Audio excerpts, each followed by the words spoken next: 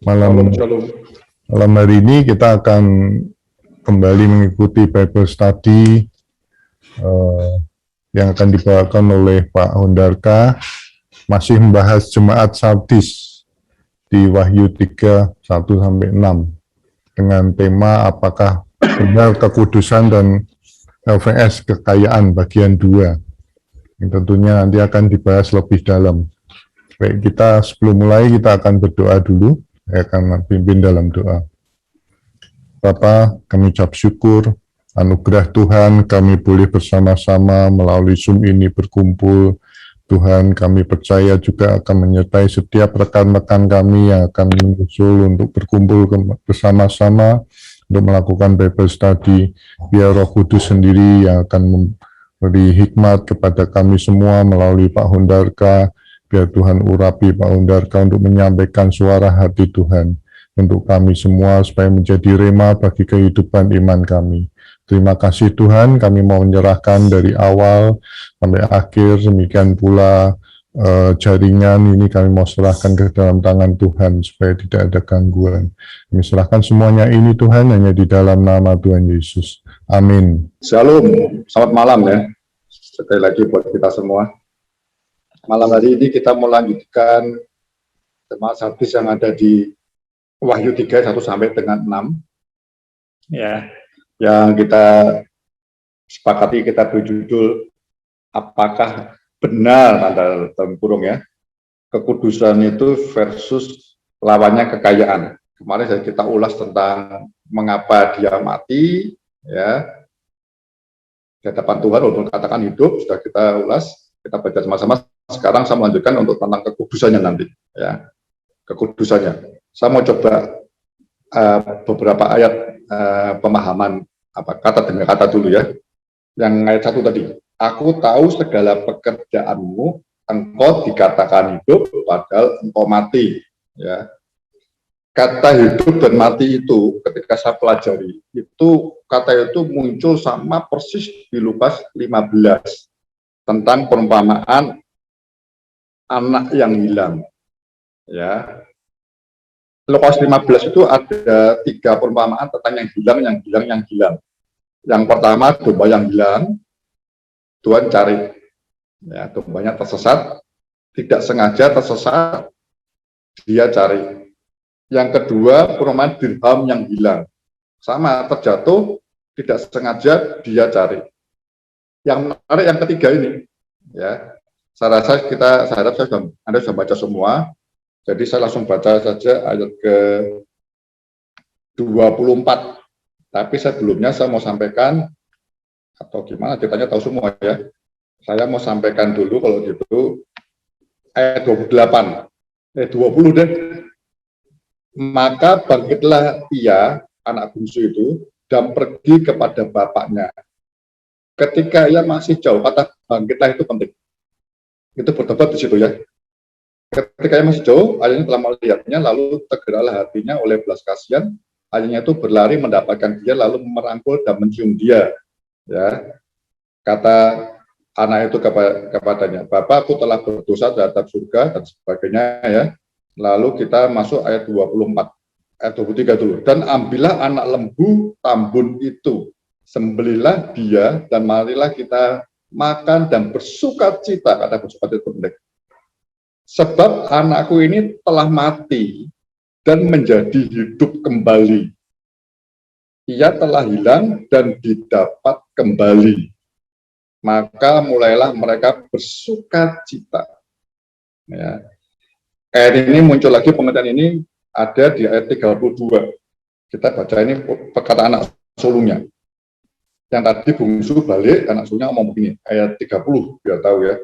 Tetapi baru saja datang anak bapak yang telah memboroskan harta kekayaan bapak bersama dengan pelacur-pelacur, maka bapak menyembelih anak lembu tambun itu untuk dia, walaupun di atasnya nggak ada pelacur, dia menduga begitu. Ya. Kata ayahnya kepadanya, anakku, engkau telah bersama-sama dengan aku, dan segala kepunyaanku adalah kepunyaanmu. Kita patut bersukacita dan bergembira karena adikmu telah mati dan menjadi hidup kembali. ia telah hilang dan didapati kembali. Saya akan cerita di hadapan Yesus, jemaat sadis, kelihatannya hidup kata orang, padahal mati. Ya. Ini kata hidup dan mati ada persis kata aslinya sama dengan ini cerita ini. Ya. Kalau saya coba soroti sedikit cerita ini ya, jemaat sadis itu kira-kira hampir sama yang mana? Mungkin hampir yang sama dua-dua. Ini jemaat, ini gambarkan anak bungsu, jemaat sadis yang seperti anak bungsu ini, ya. Ini dia suatu saat minta bagian jatahnya, haknya. Ya, lihat ya. Ini seperti ya, jemaat sadis minta, pertamanya mungkin nggak tahu, dia minta berkat melimpah gitu ya. Nah, persoalannya berkatnya kalau kita minta doa, minta berkat, Tuhan berkati, kita seperti anak bungsu ini. Kita seolah-olah ini menjadi milikku. Ya. Sehingga dia menggunakannya, nah, trapnya, terjebaknya dia menggunakan sesuai dengan keinginannya dia. Dia minta haknya, diambil penuh, ya. Dia kerjakan sendiri maunya dia sudah di luar rencana bapaknya. Ya. Anda ada kelihatan? Bapaknya bilang apa? Sebenarnya kalau bersama dengan bapaknya, kita ngomong anak sulung, semua milikku ini milikmu sebenarnya. Ya. Tapi karena dia kepengen nikmati kekayaan berkat tok sendiri, dia mementingkan berkatnya daripada relation dengan bapaknya. Ingat ya, itu bekal itu ya. Itu bekal itu apa ya? 17 ayat 3. Itu bekal itu mengenal Bapa sebagai satu-satunya Tuhan. Ya, ini pergi dia meninggalkan. Ya, banyak orang Kristen minta berkat melimpah, kekayaannya berkatnya melimpah, relasinya dengan bapaknya, dengan Tuhan dan Roh Kudus, dengan firman Tuhan, lama-lama bisa mundur jauh. Ya, ingat ya, 1 Timotius 6 ayat 10 ya, cinta akan uang itu akal segala kejahatan.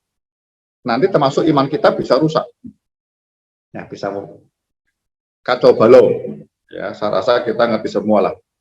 Nah, anak bungsu begitu, dia foya-foya, singkat cerita ya, di Tuhan izinkan habis. Makanya saya percaya kan, berapa kali saya ngomongkan ya, saya tidak pernah takut kalau ada orang Kristen sakit atau bangkrut habis, saya nggak pernah takut. Karena itu, kalau nggak itu jendela untuk bertobat. Tapi kalau berkatnya melimpah, kuasanya melimpah luar biasa, itu saya agak miris ya. Seringkali kita kayak anak bungsu, kayak jemaat sadis. Ya. Lama-lama andalan kita bukan Bapa, ya, tapi berkat yang kita punya ini terhilang. Ya, tanda kutip mati atau hampir mati. Ini lihat, mati bisa balik kan? Ya, karena matinya bukan mati putus selesai dosa, enggak. Kalau ada mati selesai ya, dan Hawa putus hubungnya. Ini enggak, ini lambangan jemaat Kristen. Masih ada kesempatan untuk bisa bertobat. Kalau nanti bilang di sadis bilang begitu. Ya. Anak bungsu ini ngalami yang bencana di kota itu, duitnya habis ya, sampai tidak bisa makan apa-apa, sampai akhirnya dia kerja di satu orang suruh jaga babi, dia kelaparan, minta makannya aja tidak boleh. Ini tingkat paling apa ya? Ini kalau cerita orang Yahudi itu berarti ini sengsara betul. Orang Yahudi babi dianggap haram. Ini saking parahnya, laparnya sampai dia mau makanan babi aja dia mau makan. Pertama dia mau pelihara babi aja, harusnya nggak boleh orang Yahudi kita. Tapi dia terpaksa dan mau laparnya ya, mungkin belum gajian, ingin makan. Lihat ya, kalau orang mati di hadapan Tuhan bahayanya begitu. Ya. Nanti halal haram kita sampai nggak ngerti semua, dihalalkan semua. Apapun juga. Jemaat sadis seperti itu. Makanya di ayat terakhirnya dikatakan, kalau dikatakan tidak banyak yang ada yang tidak mencemarkan pakaiannya, berarti sebagian besar itu termasuk pimpinannya, pendetanya waktu itu cukupnya mencemarkan pakaiannya. Yang putih tercemar karena menikmati daging dan sebagainya, keinginan mata. Ini saya cerita kemarin ya, itu sama dulu yang menghimpit, benih tidak bisa bertumbuh. Balik dia nggak nyesel, aduh aku bagaimana, aku begini, aku tahu sebagai bapak ya, tapi dia balik, nggak nyesel, nggak cuma minta ampun, dia nggak gengsi, nggak malu, balik bertobat, nemui bapaknya, ya. Tidak langsung minta hanya lagi, apapun kerja aku mau. Tapi di hadapan Tuhan itu hidup kembali.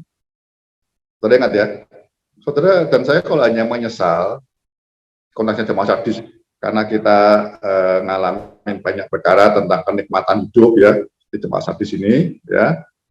Nanti kalau nggak cepat bertobat, akan mengalami seperti anak bungsu ini. Tapi buat saya nggak takut tuh, bisa cepat baliknya, tapi cepat. Kemarin dikatakan bertobat dulu, dikasih tahu, ya, bertobat. Anak bungsu bertobatnya balik ke Bapak, dia ngerti bahwa sesungguhnya kalau bersama hidup dengan Tuhan, dengan Bapak, ya, itu bekas jasmani nggak ada apa-apanya. Kepenuhan surga milik dia. Ya, hati-hati. Biar kita bisa menguasai diri. Ya, Anda lihat Matius 6 ya, tentang kumpulkanlah harta bagimu di surga. Ya, biar Anda bisa menguasai diri, apa yang kau punya hari ini, jangan merasa milikmu. Ya, taruh di surga dengan niat, taruh di surga ini milikmu, Bapak. Engkau tuanku, engkau yang ngatur, ya. Ini milikmu semuanya berkat. Jadi ketika kita mau nikmati segalanya, kita paling tidak berdoa, Tuhan, ya, aku boleh begini enggak? Aku perlu begini, aku minta begini, boleh enggak Tuhan? Ada unsur dialognya dengan Tuhan. Jemaat sadis dan bablas itu, pelayanannya orang lihat luar biasa, pelayanannya jam-jam banyak, semua luar biasa. Tapi relationship dengan Bapak, ya, yang saya ngomong di kemana hilang. Sebaliknya anak sulung itu lucu. Ini masalah sebenarnya juga Pak Bonar tadi dia bilangnya. Ini buat saya juga terhilang dalam gereja juga. Ya, ini nggak kayak nikmati berkat, tidak. Ya. Terhilangnya dia mungkin model legalistik gitu ya. Dia model pelayanan terus taat, ya, jaga kekudusan konsepnya dia sendiri, tanpa menikmati kasih Allah yang penuh juga. Sehingga dia nggak ngerti, dia merasa selalu nyangkal diri, pikul salib begitu ya. Berapa kali saya bilang kan, kalau saudara seringkali ya tujuannya ya Anda nganggap, wah yang saya sampaikan ini selalu keras ya. Anda jangan mikir kerasnya dulu, ya. Jangan mikir sakal dipikul salib terus kerasnya, tapi kayak Paulus bilang, lihat, Bapak saya ngomong, lihat rewardnya nanti, kemuliaannya akan datang. Ya. Jadi bukan konsekuensi ngiring Yesusnya dulu, kayak anak sulung ini. Ya. Sehingga dia merasa harus berkosa terus, dia tanpa menikmati kasih. Sehingga dia ngomong, ini anakmu berdosa aja, kamu pestakan potong lembu. Saya yang sudah tinggal bertahun-tahun ikut Bapak kerja mati-matian, pelayanan sungguh-sungguh, nggak pernah nikmati apa-apa. Bapaknya sedih. Loh, kamu kan tinggal sama saya, nikmati sama-sama, ini milikmu semuanya. Ya. Jadi Tuhan mau unsurnya kita melayani Tuhan itu, lihat kemuliaan yang akan kita terima. Ya, kata Paulus juga. Anda kalau lihat surat Paulus sama surat Petrus ya, dia menderita kan ngajarnya. Itu dia kan tidak pernah sedih. Karena ini konsekuensinya akan memang ini mengantar kita di proses daging kita sampai nikmati kemuliaan. Tidak pernah sedih. Tidak pernah sedih. Itu yang betul. Ya. Jadi kesukacitaan kita bukan berkat materi ansih tok, tidak, tapi ada Bapak ya seperti Sakyus yang orang kaya sampaikan itu. Hari ini Sakyus kenapa bisa memberi semua setengah diberi orang miskin yang dia tipu curangi dengan yang berkali lipat, karena dia nikmati sumber hidupnya Kristus. Kekekalan itu, sumber berkat dan sebagainya itu yang mau roh itu tinggal dalam hidupnya. Jadi hal-hal yang seperti itu tidak ada hal-hal materi, kata Paulus itu sampah semua, tidak bisa membuat apa. Kalau saya bilang kemarin ya, yang di Lukas 4, kekayaan itu membuat kita pasti kepengen mencari atau menikmati penghiburan. Nah, tapi kalau ini milikmu, kita keliru penghiburannya secara daging. Padahal roh penghibur itu Roh Kudus, kata Anda bisa lihat di Yohanes 14, 15, dan 16 ya. Roh penghibur datang, dia mengisahkan dunia, dia menyadarkan kita semua tentang dosa. Karena kita tidak percaya kepada Yesus, dalam arti perhubungan baik betul Ginosko punya, gitu ya. Yang kedua, dia akan beritahu kebenaran. Jadi ada unsur diajarnya. Itu hiburan, kata Tuhan. Itu roh penghibur kerjanya begitu. Yang ketiga, disiapkan hidup kudus dan benar supaya ada penghakiman dan kita takut akan Allah. Tapi itu hiburan, kata Tuhan. Nah, nikmati itu saudara semua. Ya. Saya jangan sampai itu kan, saya si sulungnya nggak disebutkan, si sulungnya marah lagi, justru dia yang pergi. Kalau si sulung pergi karena dia tidak mengerti konsep kasih yang benar, ya, buktinya adiknya bertobat balik, dia juga nggak seneng, ya, itu bisa nggak balik di si sulung. Sebenarnya paradoks dua-dua bisa terhilang sebenarnya. Ya. Satu yang terhilang tidak trapnya, tidak tidak sengaja nikmati berkat melimpah terus, dan terjadi itu terus. Lama-lama keluar dari relationship dengan ginoskonya, keluar itu ya, dia meninggalkan kasih mula-mula begitu. Yang satunya masih di dalam gereja, pelayanan di salib, nakal di sungguh-sungguh, ya, tapi tidak nikmati sejahtera, sama sebenarnya, tidak ngerti rencana Bapak apa, nyata kemuliaannya, jadi dia sekedar legalistik, terus mau sesuatu yang usaha manusia akhirnya, bukan Bapak lagi sekali. Ya. Dia kerja pengen upah, pengen berkat, terus sama aja. Dua-duanya keliru. Ya. Bapak bilang hidup itu kembali tinggal bersama, ada relasi, kemudian nikmati sama-sama rencana Allah apa dalam hidup kita. Kata saya rencananya selalu untuk kemuliaan kita semua kan, rancangan dia. Baik, kita kembali ke Wahyu 3. Saya baca 2 ayat langsung ya. Bangunlah dan kuatkanlah apa yang masih tinggal dan sudah hampir mati. Kata bangunlah itu lebih tepatnya bukan bangun begitu, tapi berjagalah atau berjaga-jaga. Berjagalah dan kuatkanlah, ya, watchful, ya, prinsipnya, dan strengthen apa yang masih tinggal yang sudah hampir mati. Sebab tidak ada satupun dari pekerjaanmu aku dapati sempurna di hadapan Allahku. Karena itu ingatlah bagaimana kau telah menerima dan mendengarnya, turutilah itu dan bertobatlah. Karena jika kau tidak berjaga-jaga, aku akan datang seperti pencuri dan kau tidak tahu pada waktu manakah aku tiba-tiba datang kepadamu. Ya. Ini saya mau sampaikan peringatannya supaya kita tidak kena trapnya kekayaan ini. Ya. Itu yang pertama dikatakan berjaga-jagalah dan kuatkanlah. Ada beberapa tafsir yang pakai kata bangunlah, tapi tidak banyak kan, sebagian besar banyak berjagalah. Kata bangunlah atau berjagalah ini, kata aslinya kalau Anda mau lihat ketika Yesus di Taman Getsemane, saudara. Ya, Yesus di Taman Getsemane itu Anda tahu ya. Saya enggak bahas ya. Ketika murid-muridnya tertidur semua, dia mengambil Simon Petrus. Dia katakan apa? Simon, tidak sanggupkah engkau berjaga dengan aku 1 jam? Bawahnya berjaganya dan berdoalah, ya, karena daging lemah, roh penurut. Ya. Berjaga-jagalah dikaitkan dengan berdoa. Ya. Kalau Anda lihat konteksnya berjaga-jaga, ya, dalam perjanjian baru semua itu selalu dikaitkan dengan kedatangan Tuhan, hari itu atau pencuri akan datang. Ya. Jadi ketika sama Petrus tertidur, dia dibangunkan. Tidak sekedar bangun, kalau bangun nanti ngantuk lagi. Tapi dikatakan berjagalah, bangun dan langsung berjaga. Ya. Minimal 1 jam dan berdoalah. Saya memberi tafsir berjaga ini kaitannya dengan firman Tuhan. Ya. Anda kalau tidak mengerti firman Tuhan, kita nggak mungkin berjaga-jaga. Karena hari Tuhan itu tandanya apa? Yang ada di firman Tuhan di Alkitab ini. Ya. Kalau Anda yang mereka kekayaan, wah masih jauh. Tuhan datang, sejak dulu juga ngomong Tuhan datang. Ya. Terus ngomong apa? Banyak pengejek ngomong begitu. Betul ngomong apa? Tuhan itu sabar, so banyak orang yang bertobat, mau diselamatkan sama Tuhan.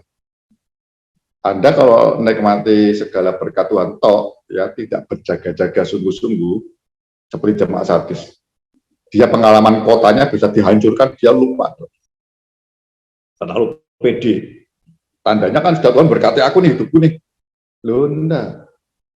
Berjaga-jaga, bangun dan berjaga-jaga dan berdoa. Berjaga-jagalah itu dengan firman Tuhan, ya. Tahu Tuhan ini mau ngomong apa, ngajari kita apa. Yang kedua, kita bisa menilai zaman. Anda belajar firman Tuhan akan ngerti, ya, tanda-tanda akhir zaman apa semua yang terjadi. Kalau lihat konteks Matius 24, ada yang ada gempa bumi, kelaparan, itu kan, ada sakit penyakit, ya, sampai nanti ada aniaya dan sebagainya. Kalau itu muncul, Anda tahu, ini waktunya tidak lama lagi. Kemarin, lalu saya singgung ya, kalau konsepmu hanya seperti itu, ya, hanya berjaga-jaga karena takut nanti tidak diangkat, itu seperti pencuri nanti. Nanti saya kasih tahu ya. Yang betul Anda berjaga-jaga, Tuhan datang itu seperti mempelaimu, berjalan berdua bersama-sama Kristus dengan pakaian putih. Nah, ya, harapan saya begitu. Saya rindu begitu semua. Ya. Jadi yang betul itu, yang benar yang menurut saya kita katakan ya. Kalau Anda lihat di Lukas akhir zaman yang dikatakan dua hal. Ya. Akhir zaman seperti zaman Lot dan zaman Nuh. Ya, ingat ya itu ya. Itu saya bahas dua. Kalau zaman Lot itu Tuhan datang seperti pencuri, betul. Lot kehilangan semuanya. Istri hilang, harta benda hilang semua. Karena dia berjaga cepat mendadak, karena dia tidak nyapa hidup benar, sampai ketika mau dihukum Tuhan, kita pernah belajar kemarin ya, dia beritahu istri, anaknya atau calon mantunya, tidak ada yang percaya, karena hidupnya tidak menunjukkan hidup benar, kudus, nggak ada. Beda dengan Nuh. Nuh juga menantikan hari-harinya air bah datang. Ya, tapi dia seperti nyambut Kristus, seperti mempelai, bukan pencuri. Dia siapan sungguh-sungguh, hidupnya benar, ya kudus. Dari saksi banyak orang, dia beritahu orang, ayo ini bahaya, cepat bertobat, gitu ya, misalnya seperti itu kan. Lihat, menantunya ikut. Kalau menantunya tidak lihat Nuhnya benar, tidak mungkin ikut. Istri akhirnya juga percaya, ini bapaknya dianggap gila, tapi lama ikut dia. Jadi saudara, anjuran saya, sadis yang mau nanti kita baca yang berpakaian putih ya harusnya. Itu berjalan bersama Kristus yang tidak menyamakan pakaiannya, putih, bersih, berkilauan. Nanti kita akan lihat itu, ya, Wahyu 19 itu berjalan seperti mempelai berdua ya, Kristus.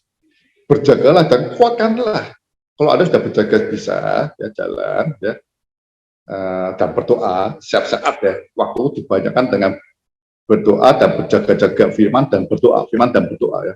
Anda rasakan apa, berdoa, kemudian firman disiapin, selalu begitu. Kalau konteksnya di Kemen Getsemani, berjaga-jaganya 2 kali. Jadi berjaga-jaga dan berdoa. Jangan banyak doanya, banyak baca firmannya aja. Kita tahu belajar Yusuf tidak pernah berdoa, tapi dia percaya firman Tuhan apa, dia ikuti terus. Sekali dia berfirman, dia jalan terus. Ya, berjaga-jaga dan berdoa. Ya, kalau Anda merasa apa, artinya sedang ngalamin apa, berdoa sama Tuhan. Dan firman Tuhan tidak boleh lupa. Ini pedoman. Ini manual book. Ini kompasnya zaman ini bocoran soalnya ujian akhir zaman. Kalau Anda tidak tahu firman Tuhan akhir zaman dan depan iblis di Alkitab ini, nanti pasti ujian akhir zaman kita jatuh semua. Pakaian kita yang sudah kita jaga tercemar semua. Ya. Hati-hati. Ya. Yang berikutnya, kalau sudah kita suruh menguatkan dirimu. Kata ini sebenarnya muncul juga ketika Yesus memberitahu Simon Petrus. Ketika mau dicobai oleh iblis ya. Simon, iblis mau mencobai engkau seperti gandum. Namun aku berdoa buat engkau, ya, itu bahasa Inggrisnya bukan jikalau, bahasa Inggris saya salah. Ketika engkau insaf atau engkau sudah menang, ya, kuatkanlah saudaramu yang lain. Jadi kata kuatkanlah apa yang masih tinggal, yang beritahu pada pendetanya itu, ya, yang hampir mati itu, dia kuatkan dirimu, sadar, kuatkan yang lain. Ingat ya, ragi itu selalu cepat berbaurnya itu ya. Daging itu lebih cepat lagi ya.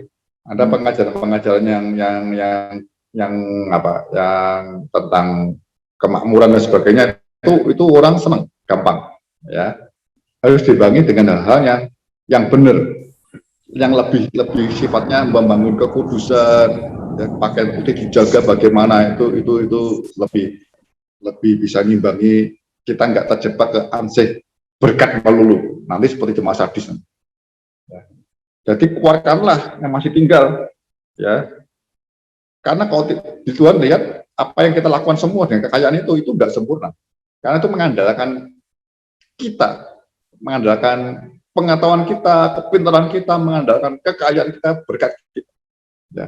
Gereja hati-hati sih ya. Anda yang pelayanan di gereja, berdoa sungguh-sungguh ya, gerejamu diberkati semua. Saya rasa jemaah sadis ini cocok untuk Indonesia kan. Kita tidak ada aniaya sementara ini. Ya. Sebentar lagi mungkin ya, saya berdoa begitu supaya kita gitu ya, sadar. Ya, gereja kita memang pelayanan gereja bagus-bagus ya, luar biasa begitu. Kemudian kita tidak ketemu betul Roh Isabel yang menguasai Indonesia yang kurang terkecoh semua. Ya, kita nggak ditekan dengan apa penderitaan, kemiskinan tidak. Ya. Jadi jemaat banyak yang kita hampir punya semua. Kita lihat banyak gereja-gereja besar juga. Ya, doa hati-hati. Jangan sampai mengandalkan, karena orang lihat gerejanya hidup betul, ya. Tapi jemaahnya melupakan, ya, melupakan sesuatu yang apalagi Pak Bambang nanti ceritakan yang mau PDP, PDM, tapi tidak ngerti firman itu, bukan sekedar pengetahuan, tapi relationnya Bapak ini firman apa semua ya, bukan untuk kedua loh, firman itu yang penting untuk diri kita. Nanti ayat 3-nya lihat tuh. Karena ingatlah bagaimana engkau telah menerima dan mendengarnya. Turutilah itu dan bertobatlah. Ya. Kata menerimanya itu menerima Kristus, itu seperti Yohanes 1:12 ya. Itu ada dua hal lah. Barang siapa percaya dan menerimanya diberi kuasa jadi anak Allah. Ya, itu teknon, itu lahir baru. Percaya dan menerima. Jadi karena itu ingatlah bagaimana engkau telah menerima Kristus dengan kembali pertobatanmu, ingat. Ya. Dan mendengarnya, kata mendengar itu seperti Yesus beritahu domba-dombanya. Itu Yohanes banyak Yohanes ya. Yohanes dikatakan, kalau kamu mendengar suaraku ya, maka akan terima kehidupan itu. Jadi orang terima Yesus dan dengar-dengaran terus akan dia ngomong apa seperti Maria, seperti domba mendengar gembalanya. Banyak orang terima Yesus, jemaah sadis sama terima Yesus, tapi dia nggak dengar terus seperti Maria. Ya. Sehingga nggak bisa menuruti firman-firman apa. Firmannya secara umum aja tuh. Kayak orang tentu ngomongnya dosa itu hanya mau limo aja gitu ya. Dosa hanya membunuh, mencuri, ya berjudi, minum, wanita gitu ya. Kalau enggak itu enggak. Padahal kita tahu perbuatan daging telah nyata. Kita kemarin belajar ya. Kekayaan itu nempel dengan kedagingan tuh. Ya, itu semak duri itu. Ya, daging itu nyata, ada iri hati lah, amarah, kedengkian, banyak itu di Galatia 5:19 ayat 21. Itu yang suruh tinggalkan. Kaitan firman bagaimana bertobat itu sesuatu yang balik ke Tuhan, menuruti kembali apa yang telah kita belajar. Lalu lanjutkan terus ya menerima Tuhan, dan apa yang kita dengar dan kita ngedengar terus, kata Pak Steve tadi, Roh Kudus yang bicara terus dengan firman Tuhan ini. Dikatakan di Yohanes 16 ayat 33, Roh Kudus itu roh kebenaran akan memimpin kita dalam seluruh kebenaran. Kalau kita nggak ngerti kebenaran ini, bagaimana dia memimpin? Ya, yang saya ingatkan kembali ya. Segala sesuatu kehendak Tuhan itu yang pasti ada di Alkitab. Ya. Kalau Anda dengar orang bernubuat dan sebagainya, ya, yang di luar Alkitab, itu belum tentu dari Tuhan. Dari Tuhan iya, dari iblis iya juga. Makanya jelas setiap perkara roh turun uji. Terus pasal 4 itu. Ya, saudara. Dan saya mau tekankan sekarang ini, saudara. Oke, tabung lagi sedikit ya. Karena jika engkau tidak berjaga-jaga, buat 2 kali ya, aku akan datang seperti pencuri dan engkau tidak tahu pada waktu manakah aku tiba-tiba datang kepadamu. Hampir konteksnya sampai surat 2 Petrus ya, berjaga-jaga konteksnya dengan hari Tuhan. Ya. Harus kita ngerti Tuhan kapan datang, ya tanda-tandanya. Ya nggak tahu harinya, nggak kasih tahu kita, tapi tanda-tandanya kita akan pasti ngerti kalau kita terus berjaga-jaga dengan firman Tuhan dan terus berdoa. Nah, saudara, jangan lupa itu. Nah, sekarang saya masuk ayat yang saya mau sharingkan ini tentang kekudusan pakaian putih. Kalau Anda ngerti itu, hidupmu akan jaga pakaian putih yang ada kekudusan. Tetapi di sadis ada beberapa orang, itu bahasa aslinya sedikit sekali, few ya, yang tidak mencemarkan pakaiannya. Mereka akan berjalan dengan aku dalam pakaian putih karena mereka adalah layak untuk itu. Jadi ada sebagian kecil, ini pendetanya kasih tahu ada sebagian kecil jemaat yang benar, ya, tidak mencemarkan pakaiannya. Artinya apa? Kalau lihat konteksnya sadis yang kaya, jemaatnya ini juga kaya, tapi dia nggak mau menggunakan kekayaannya. Dia nggak cinta uang, dia cinta Tuhan, cinta sesama. Ada sedikit. Harapan saya, saudara ya, ini ya, saudara menjadi orang yang ini. Saya bukan gembala Anda, tapi saya mau sharing minimal Anda yang ikut sub ini, BSK ini, saudara ngerti ya, menjadi terang di sementara di gerejamu, harus begitu. Ya. Menjaga pakaian tidak tercemar. Ya, salah satunya tadi, hati-hati, pakaian dia tidak tercemar, jangan datang kekayaan. Ya. Orang seperti itu nanti akan berjalan bersama dengan Kristus dengan pakaian putih. Kita lihat dulu aja deh. Kita lihat di Wahyu 19 ayat 6. Ayat 6 ya, biar kita tahu ya. Ini perjamuan kawin anak domba. Lalu aku mendengar seperti suara himpunan besar orang banyak. Seperti desok air bah dan seperti deru burung yang hebat, katanya. Haleluya, karena Tuhan Allah kita yang Maha Kuasa telah menjadi Raja. Marilah kita bersuka-cita dan bersorak-sorai dan memuliakan Dia. Karena hari perkawinan anak domba telah tiba dan pengantinnya telah siap sedia. Dan kepadanya dikaruniakan supaya memakai kain lenan halus yang berkilau-kilauan dan yang putih bersih. Apa itu? Itu adalah perbuatan-perbuatan yang benar dari orang-orang kudus. Ya. Lalu kita lompat langsung ya. Lalu Anda lihat di bawahnya itu tentang peperang melawan antikris. Ayat 11, aku melihat surga terbuka, sungguhnya ada seekor kuda putih dan yang menunggannya bernama yang setia dan yang benar, yang menghakimi dan berperang dengan adil, dan matanya bagaikan nyala api, dan di atas kepalanya terdapat banyak mahkota, dan padanya ada tulis suatu nama tidak diketahui seorang pun, ya, kecuali dia sendiri. 13. Dan dia memakai jubah yang telah dicelupkan dalam darah dan namanya ialah firman Allah. 14 bagaimana? Dan semua pasukan yang di surga tadi mempelainya itu ya, mengikuti dia. Dan mereka menunggang kuda putih dan memakai lenan halus yang putih bersih. Jadi lenan halus putih bersih itu melakukan perbuatan-perbuatan benar dari orang-orang kudus. Jadi itu menjaga kekudusan dengan perbuatan benar itu sesuai firman Tuhan. Anda melakukan segala firman, katakan apa? Anda lakukan, turuti kembali. Ya. Jadi tidak terkecoh oleh yang namanya kekayaan. Itu seperti semak duri. Firmanmu tidak akan bisa tumbuh dan akan mati. Tidak banyak orang, sedikit yang jaga pakaiannya. Dia bisa menempatkan hartanya di surga. Betul ya. Hartanya dengan niat taruh di surga, artinya bukan milik itu. Dan Tuhan yang di surga itu bukan sekedar penjaga, tapi Tuhan, katanya ya. Kamu tidak usah dua Tuhan, Allah atau Mamon. Tuhan. Saya beritahu Mamon sesungguhnya buat saya dulu mungkin duit enggak. Mamon yang paling bahaya itu diriku, aku, kekayaan aku. Aku ini kan paling penting. Ya, sekarang semua milik Tuhan. Makanya di Matius 5 dikatakan berbagai orang yang miskin di hadapan Allah yang akan mempunyai kerajaan surga. Saudara, jaga pakaian putih. Yang terpenting peringatannya buat yang tercemar, bertobat. Ya, bertobat. Balik. Ya. Saya mau ngomong 3 hal. Ya, 3 hal yang membuat saudara bisa menjaga pakaiannya bersih. Ya. Yang pertama tentunya dengan Anda lihat di Yohanes banyak ya, Roh Kudus. Namanya Roh Kudus, Roh Suci. Roh Suci ini yang akan menyucikan kita. Ya. Saudara tiap hari minta Roh Kudus memenuhi hidupmu. Dia akan, namanya roh suci, dia tidak bisa gabung dengan dosa. Ya, dia akan beritahu tentang dosa itu apa. Roh suci. Ya.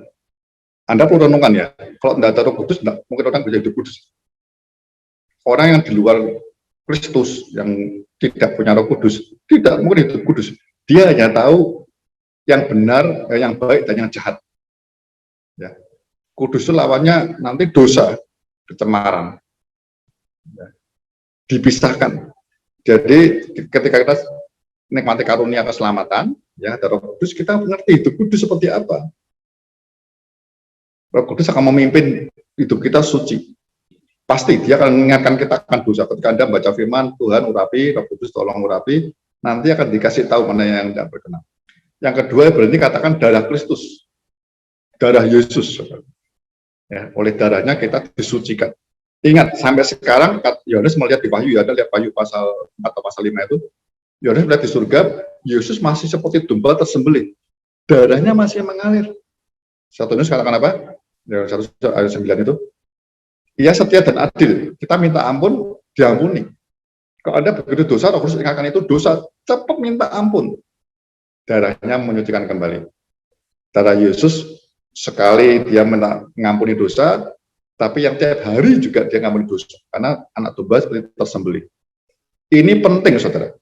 Ya, penting. Supaya Anda ngerti ini, saudara akan ngerti artinya dosa, artinya kekudusan, artinya setara, dosa upahnya maut, dan artinya kudus kekekalan surga. Kalau Anda tidak ngerti ini, saudara nggak punya hati untuk memberitakan Injil kepada orang lain. Kalau ngerti ini, pasti memberitakan Injil. Karena kita nggak mau semua orang binasa. Minta Roh Kudus, ya, nolong kita. Yang ketiga, yang bisa membersihkan kita, yang tercemar pakaiannya kita, itu firman Tuhan. Kita baca yuk. Yohanes 17 ayat 17. Ini ayat-ayat yang gampang diingat, Yohanes 17 ayat 17. Yang ketiga itu firman Tuhan yang bisa menguduskan kita tiap hari ya. Di Mazmur juga ada ya. Bagaimanakah orang menjaga pikirannya bersih dengan firman Tuhan. Ya. Yohanes 17 ayat 17. Kuduskanlah mereka dalam kebenaran.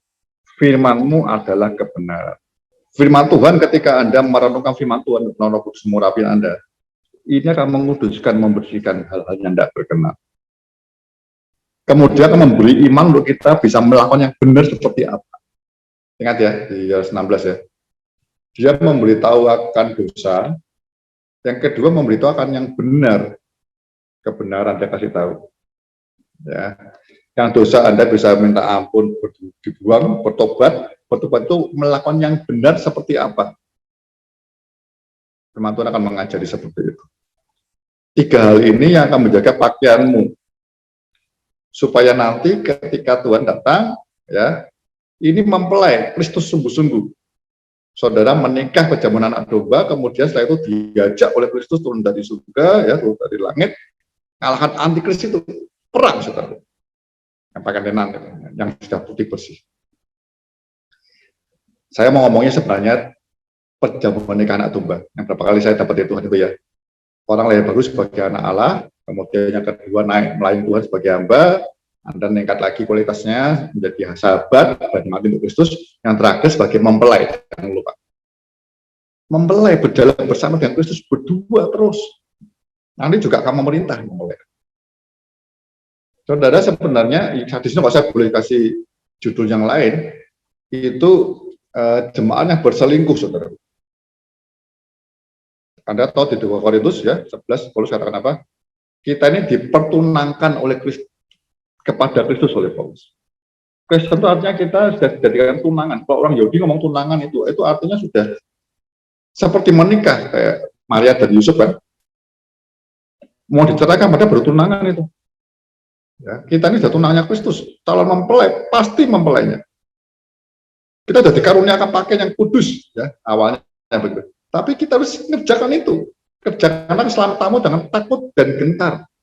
Keselamatan sudah diberikan, tapi kita mengerjakannya dengan Roh Kudus itu, dengan firman Tuhan, dengan takut dan gentar. Ya, saudara, Paulus katakan apa di surat Filipi itu? Aku mengejar terus, saudara, kekudusan, ya, yang tadi saya bilang ya, yang berurusan dengan firman Tuhan, Anda mau hidup kudus, itu tidak bisa santai. Jemaat sadis itu godaannya menikmati hiburan dari kekayaan. Kita lihat ya, kita mau lihat di Ibrani 12 ayat 14, saudara. Ibrani 12 ayat 14. Berusahalah hidup damai dengan semua orang, dan kejarlah kekudusan. Sebab tanpa kekudusan tidak seorang pun akan melihat Tuhan. Ya. Kekudusan itu dikejar. Paulus katakan apa? Aku mengejar Kristus. Ya. Dia yang menyucikan kita, dia mempelai kita, kejar supaya hidup kudus. Karena apa? Kita sudah dikuduskan, tapi kita harus mengejarnya. Kita hidup dengan semua orang, tapi kalau kekudusan kita kejarlah kekudusan. Saya pernah khotbah ya, tentang kekudusan ini.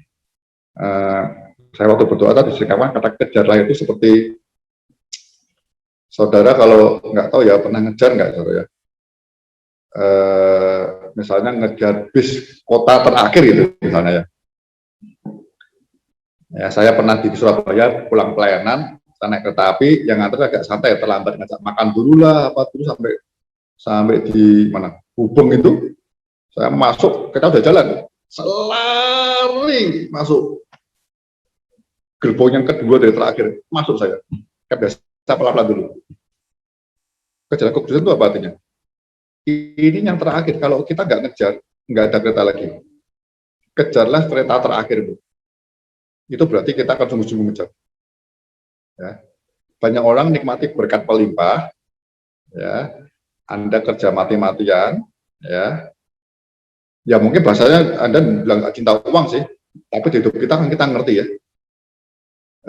Anda dan saya yang Kristen lama itu kan seringkali kita belajar firman Tuhannya karena nggak urut begitu ya. Beberapa ayat yang kita nyantol, kita nempel itu sebagai pengetahuan. Ya. Kita tahu harusnya mengasihi Tuhan Allah dengan sepenuh hati, jiwa, kekuatan, dan akal budi. Kita mengasihi sama manusia, jangan cinta uang, mengasihinya harus itu, jangan mengasihi uang gitu ya.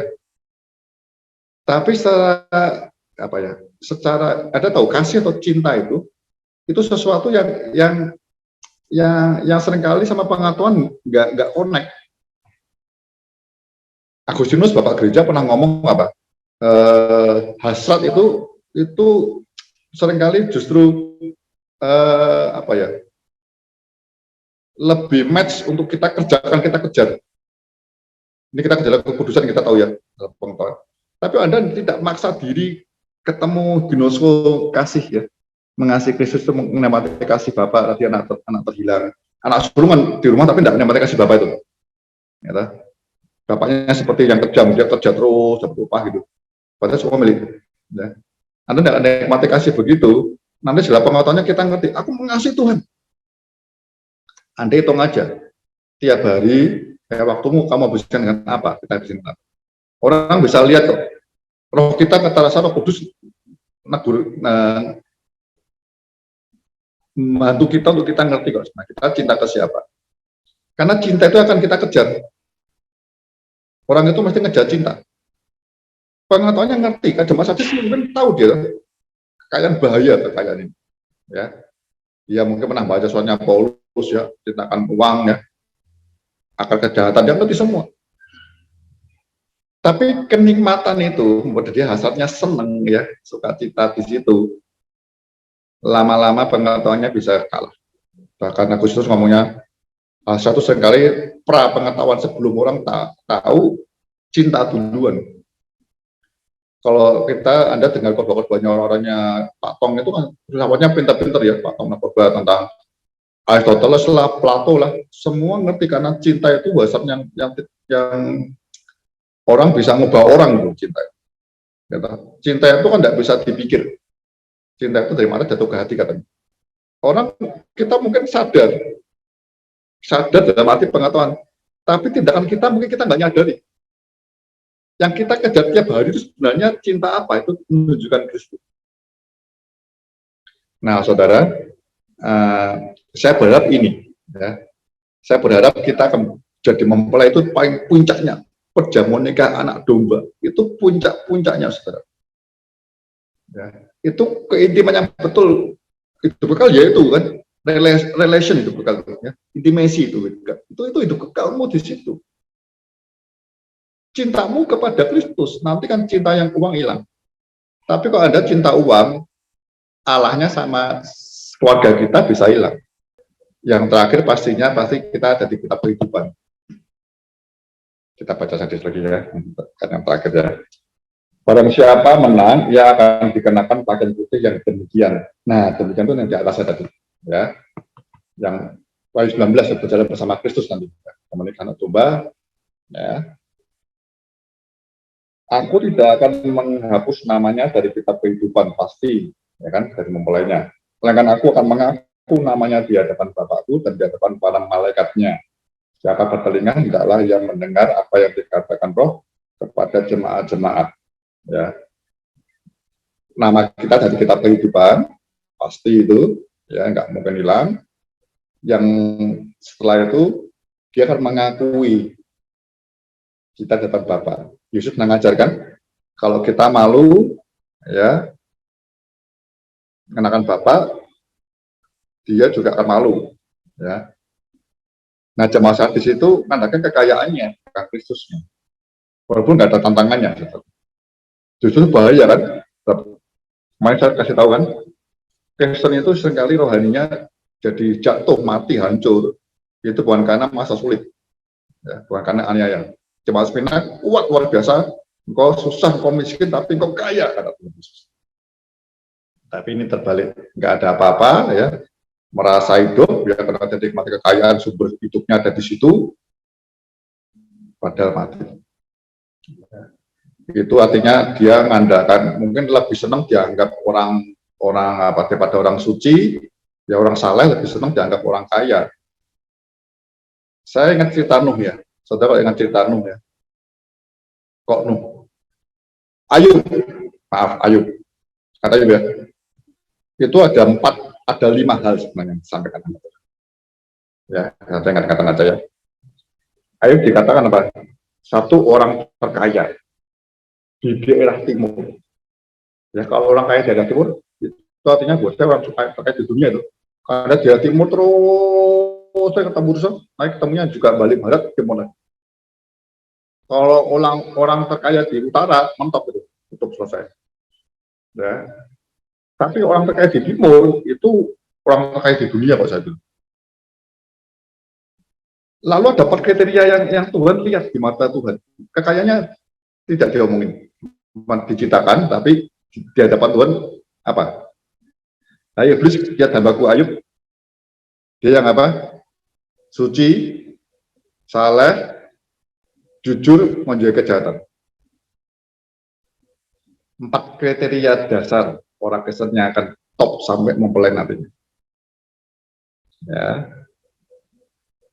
Kalau Ayub hari ini ada di Jakarta, ya, dia mau KKR, kira-kira panitia menonjolkan yang mana? Kalau masang Ayub, orang apa?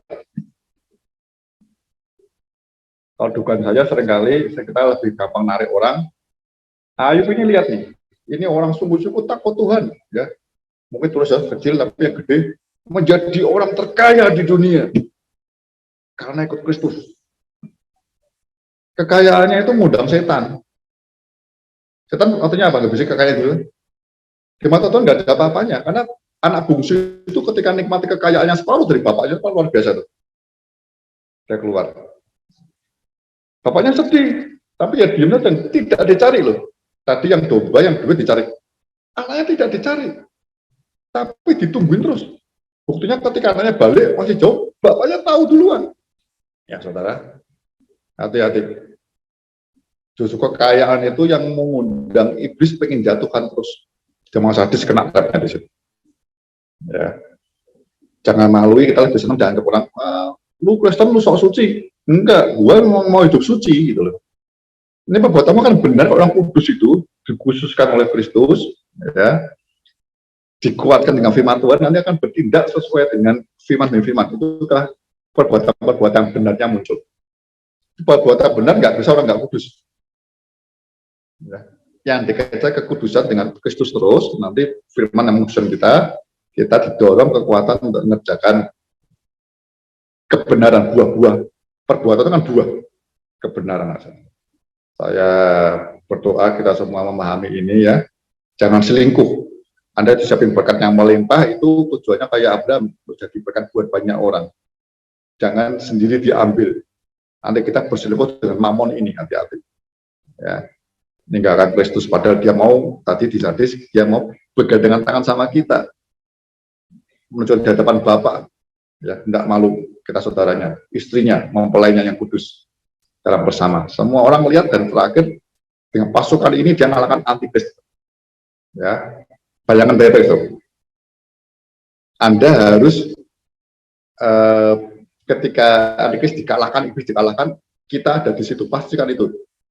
Hanya istri mempelai Kristus yang bisa berperang. Walaupun orang banyak ngomongan lagu-lagunya ya. Tuhan berperang ganti kita. Enggak, kita ikut berperang. Nah, nanti saya khawatirnya kalau orang-orang ngertinya begitu, nanti ketika perang sama antikristus sama iblis, Tuhan jalan di depan Yesus, dia lihat ke belakang, pasukannya kosong. Kalau dia maunya Tuhan ganti berperang bagi kita. Enggak, Tuhan mau bersama, Kristus sama-sama. Pasukannya seperti Kristus betul. Ya. Jadi iblis nggak takut sama kepalanya, tapi sama tubuh khusus dia juga ketakutan. Amin. Tuhan berkati. Saya kembalikan ke Pak Andi. Baik, terima kasih Pak Ondaka penjelasannya. Oke, mungkin kalau tidak ada lagi, terima kasih Pak Ondaka atas pemaparan hari ini. Sangat berkati. Kita akan selesai ya, kita akan tutup dalam doa. Nanti saya minta tolong Pak Bambang ya, untuk doa ya. Yuk, kita doa yuk. Udah ya, doa ya. Ya. Bapak mengucap syukur Tuhan, terima kasih untuk malam hari ini. Kami sekali lagi boleh belajar Tuhan, akan firman Tuhan. Jemaat di Sardis membedakan kekayaan dan kekudusan. Kami tidak terjebak Tuhan di dalam dua hal ini, di dalam pelayanan kami, di dalam iman percaya kami, di dalam mindset kami, di dalam paradigma kami Tuhan. Apa mengucap syukur bahwa sampai hari ini boleh terus Tuhan kami diajar sama Engkau Tuhan Yesus melalui Pak Ondaka. Engkau tambahkan Tuhan hikmat, akal budi, pengetahuan buat Pak Ondaka sehingga boleh beliau terus mengajar kami Tuhan, membekali kami agar kami menjadi agen pembaruan, agen Tuhan, menjadi menjadi pribadi yang boleh dipakai Tuhan di komunitas kami, di gereja kami, sehingga banyak hal yang boleh dilakukan, pembaruan yang dilakukan di dalam komunitas kami, di dalam kelompok sel kami, di dalam iman percaya teman-teman kami, di gereja kami, di pelayanan kami, semuanya boleh dipakai Tuhan. Bapak mengucap syukur untuk malam hari ini, sebentar kami berpisah, biarlah Tuhan sekali lagi memberkati masing-masing daripada kami, pekerjaan kami, rumah tangga kami, pasangan kami, anak istri, suami, orang tua kami, dan kami boleh bangun besok dengan kekuatan kesegaran kesehatan tubuh yang baru. Sekali lagi Tuhan memberkati pelayanan Pak Ondaka beserta dengan keluarganya, apa yang dilayani Pak Ondaka boleh Tuhan terus tambahkan, Tuhan perlengkapi lagi Tuhan. Mengucap syukur Tuhan, terima kasih untuk malam hari ini. Sekali lagi, Anda mau serahkan doa ini dalam nama Tuhan Yesus Kristus. Saya berdoa dan mengucap syukur, haleluya Tuhan. Amin. Amin. Amin.